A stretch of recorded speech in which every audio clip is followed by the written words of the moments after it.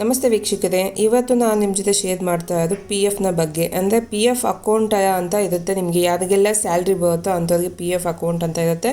ಆ PF account check ಮಾಡಬೇಕು ಅಂದರೆ ನಿಮ್ಮ PF ಚೆಕ್ ಮಾಡಬೇಕು ಅಂದರೆ UN ನಂಬರ್ ಮೇಯ್ನ್. ಅಂದರೆ ಅಕೌಂಟ್ ನಂಬರಲ್ಲಿ ಅಕೌಂಟ್ ನಂಬರ್ ಹೇಗೆ ನಿಮಗೆ ಪಾಸ್ಬುಕ್ಕಲ್ಲಿ ಅಕೌಂಟ್ ನಂಬರ್ ಹೇಗಿರುತ್ತೋ ಹಾಗೆ PF ನಂಬರ್ ಅಕೌಂಟಲ್ಲಿ UN ನಂಬರ್ ಮೇಯ್ನ್ ಆಗಿರುತ್ತೆ. UN ನಂಬರ್ನ ನಿಮಗೆ ಪ್ರತಿಯೊಬ್ಬರು ಸ್ಯಾಲ್ರಿ ಸ್ಲಿಪ್ಪಲ್ಲಿ ಕೂಡ ಕೊಟ್ಟಿರ್ತಾರೆ. ಆದರೆ ಒಬ್ಬೊಬ್ಬರಿಗೆ ಮಿಸ್ ಆಗಿರುತ್ತೆ. ಅದನ್ನು ಹೇಗೆ ಫೈಂಡ್ ಮಾಡೋದು ಅಂತ ಅಂದ್ಬಿಟ್ಟು ನಾನು ಇಲ್ಲಿ ತೋರಿಸ್ಕೊಡ್ತೀನಿ ಬನ್ನಿ.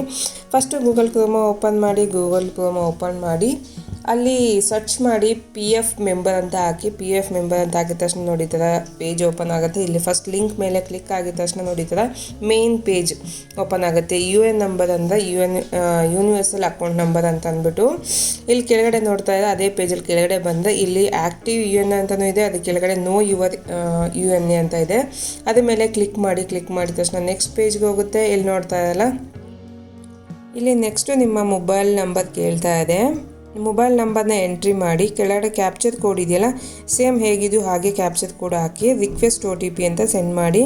ಆಧಾರ್ ಕಾರ್ಡ್ಗೆ ಮೊಬೈಲ್ ನಂಬರ್ ಲಿಂಕ್ ಆಗಿರಲೇಬೇಕು. ಮೈನಾಗಿ ರಿಕ್ವೆಸ್ಟ್ OTP ಕಳಿಸಿದ ತಕ್ಷಣ ನಿಮಗೆ ಒಂದು ಮೆಸೇಜ್ ಬರುತ್ತೆ. ಇಲ್ಲಿ ನೋಡ್ತಾ ಇಲ್ಲ, ಸಕ್ಸಸ್ಫುಲ್ ಆಗಿದೆ ಅಂತ ಅಂದ್ಬಿಟ್ಟು ಮೆಸೇಜ್ ಹೋಗಿದೆ ಅಂದ್ಬಿಟ್ಟು ಬಂದಿದೆ. ಓಕೆ ಕೊಟ್ಟು ಕೆಳಗಡೆ ಕ್ಯಾಪ್ಚರ್ ಕೋಡ್ ಕಾಣ್ತಿದೆಯಲ್ಲ, ಸೇಮ್ ಅದು ಕ್ಯಾಪ್ಚರ್ ಕೋಡ್ ಮತ್ತೆ ಇಲ್ಲೇ ಟೈಪ್ ಮಾಡ್ಕೊಳ್ಳಿ.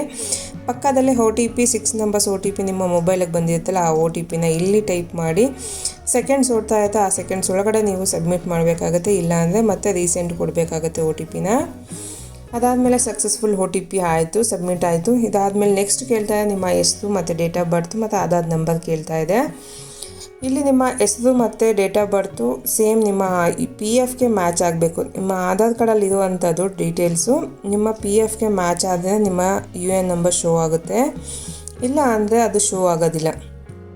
ಸೇಮ್ ಆಧಾರ್ ಕಾರ್ಡಲ್ಲಿ ಹೇಗಿದೆಯೋ ಹಾಗೆ ಟೈಪ್ ಮಾಡ್ಕೊಳ್ಳಿ. ಟೈಪ್ ಮಾಡಿ ಆಧಾರ್ ನಂಬರ್ ಹಾಕಿ ಟೈಪ್ ಮಾಡಿ.